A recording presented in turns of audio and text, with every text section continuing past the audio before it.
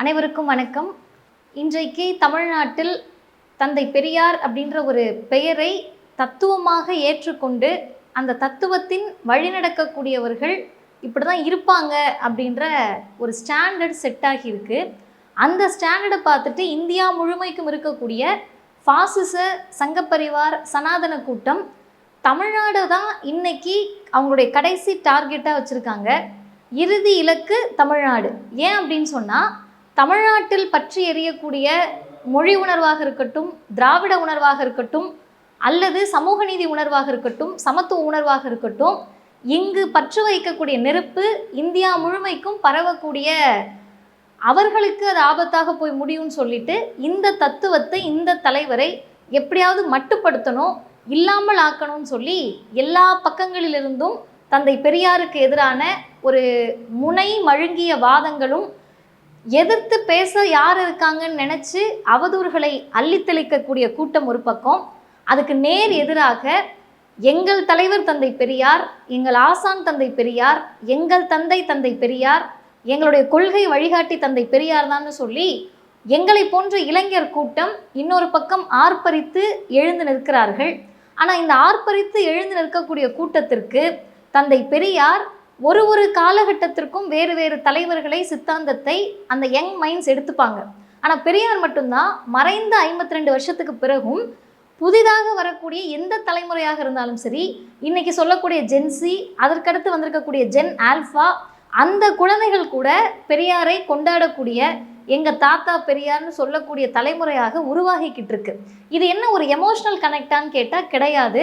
தந்தை பெரியார் அப்படின்ற தலைவர் உணர்ச்சியை பின்னுக்கு தள்ளி அறிவை முன்னிறுத்திய தலைவர்.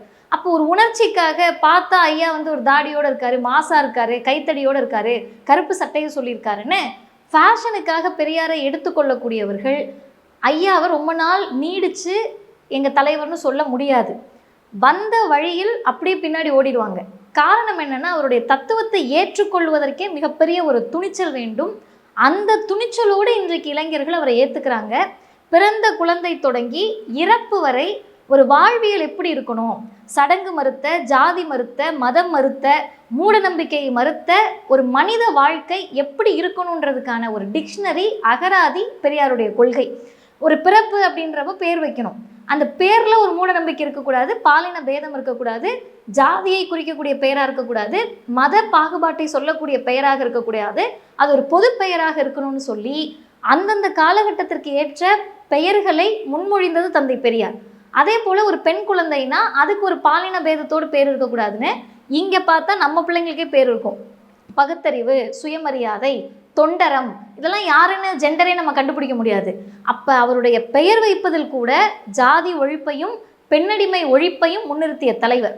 இதே மாதிரி நீங்கள் ஒரு யங் மைண்ட் வளர்ந்து வர்றப்ப அவங்களுக்கு வாழ்க்கையில் இது சரியா தவறா அப்படின்ற ஒரு கேள்வி வர்றப்ப பெரியார் தான் அவங்க ரெஃபரன்ஸாக எடுத்துப்பாங்க. யார் சொல்லியிருந்தாலும், எங்கே படித்திருந்தாலும், நானே சொன்னாலும் உன் அறிவுக்கு எட்டியதை செய்யி. இதை விட அவங்களுக்கு தன்னம்பிக்கை கொடுக்கக்கூடிய ஒரு வார்த்தைகளை நம்ம தேடினாலும் கிடைக்காது. அதே போல் அவங்க வந்துக்கிட்டே இருக்கிறப்ப அழகுணர்ச்சிக்கு மயங்கிடக்கூடாது. அப்போ எது அழகு அப்படின்ற தத்துவம் வர்றப்ப மானமும் அறிவும் தான் மனிதருக்கு அழகு. இப்படி எல்லா பக்கங்களிலும் இருந்து இன்றைக்கு இளைஞர்கள் இவரை பிடிச்சுக்கிட்டோம்னா போதும், நம்ம தன்னம்பிக்கையோடு, துணிச்சலோடு, மனித தன்மையோடு வாழ்க்கையை எதிர்கொண்டு விடலாம் அப்படின்ற நம்பிக்கையை பெரியார் தருவார். இந்த நம்பிக்கை எங்கே வரைக்கும் தமிழ்நாட்டில் இன்னைக்கு சாதிச்சிருக்குன்னு சொன்னால், இந்தியாவில் பல புரட்சியாளர்கள், பல தத்துவ ஞானிகள், பல சிந்தனையாளர்கள் உருவாகி இருக்கிறார்கள். ஆனால் எந்த மாநிலத்திலும் மறைந்து 52 வருடம் ஆன ஒரு தலைவரை இந்த தலைவர் தான் எங்கள் பாதையை தீர்மானிக்கிறாருன்னு ஒரு மாநில அரசு டிக்ளேர் பண்ணது கிடையாது. தமிழ்நாட்டில் மட்டும்தான் இந்திய துணைக்கண்டத்திலேயே எங்கள் பாதையை தீர்மானிப்பது தந்தை பெரியார் தான் அப்படின்னு தமிழ்நாட்டினுடைய முதலமைச்சர், திராவிட மாடல் முதலமைச்சர் முத்துவேல் கருணாநிதி ஸ்டாலின் முன்மொழிகிறார்.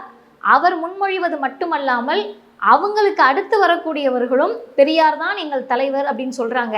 அதனுடைய மறைப்பொருள் என்னன்னா, எங்கள் ஆட்சி சமூக நீதிக்கானது, சமத்துவத்திற்கானது, பகுத்தறிவுக்கானது, பாசிசத்திற்கு எதிரானது.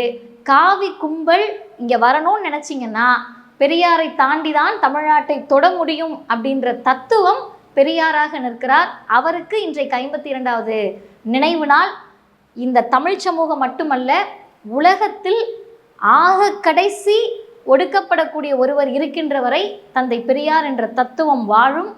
மனிதம் தேவைப்படுகின்ற வரை தந்தை பெரியார் என்ற வாழ்வியல் வாழும். நன்றி.